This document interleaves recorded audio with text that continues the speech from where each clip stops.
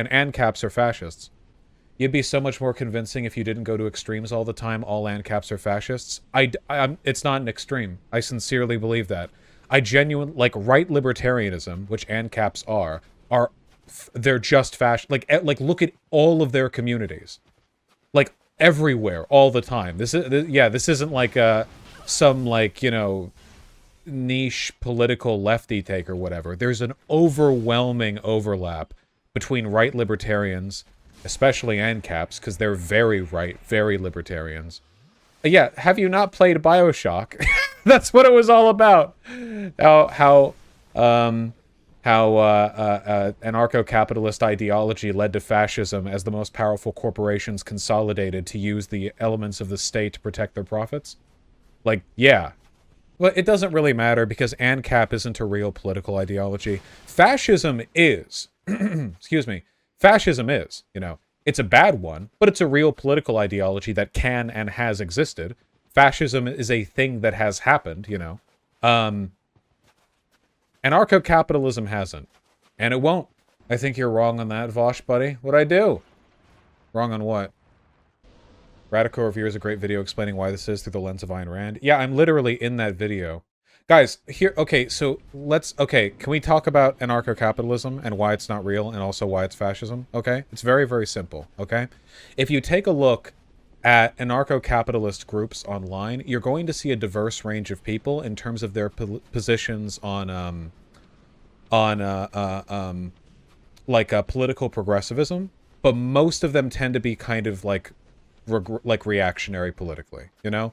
Like, there's a reason why when Jo Jorgensen, the Libertarian Party candidate for 2020, announced her support of Black Lives Matter, it was met with, like, pretty negative results from the Libertarian Party. Like, literally, Black Lives Matter was about addressing police violence. Police are literally the violent wing of the state.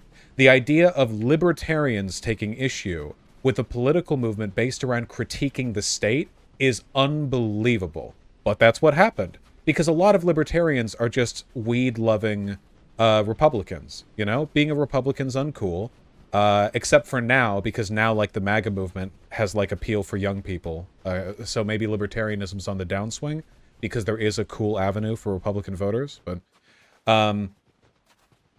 yeah, when you take a look at, like, the tendencies here, you know, you have to think about what fascism really is and what fascism really looks like. You know what I mean? The simplest economic definition of fascism is like the collaboration of the state and the corporate body, which is exactly what would happen in any anarcho-capitalist society, because the strongest corporation would immediately just take the role of the state. Why wouldn't they? Why would they not use their wealth and power to protect their own property rights by establishing, say, for example, a dispute resolution, like a system which effectively operates as like a court system? Why would they not just buy up company towns, you know?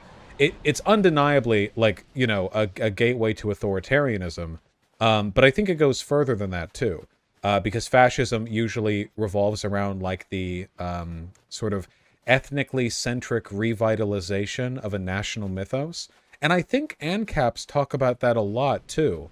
You don't have to look very far in anarcho-capitalist forums to find people who are, you know, talking about Western ingenuity as a kind of dog whistle. And in fact, the foremother of anarcho-capitalism, Ayn Rand, talked about, like, wealthy job creators the same way Nazis talk about, like, their Aryan forefathers.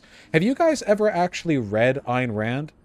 In Ayn Rand novels, like, the well-to-do, like, job-creating business lords, they're not just smart people. They're existentially superior to other human beings. Can people back me up on this? The entire story is like cringy fanfic where, like, every business magnate is like a Mary Sue, you know? It's like they're never, like, flawed people. And the argument in the books isn't just that they're better than you, though that is part of the argument. The argument is that they're better than you, and in addition to that, the fact that they are better than you means you should stay the fuck out of their way. That they are better humans, and that means they should be given deference to do what they will. And it is not a tremendous surprise when you look at a lot of libertarian far-right circles, and you'll see Nazi imagery combined with libertarian imagery.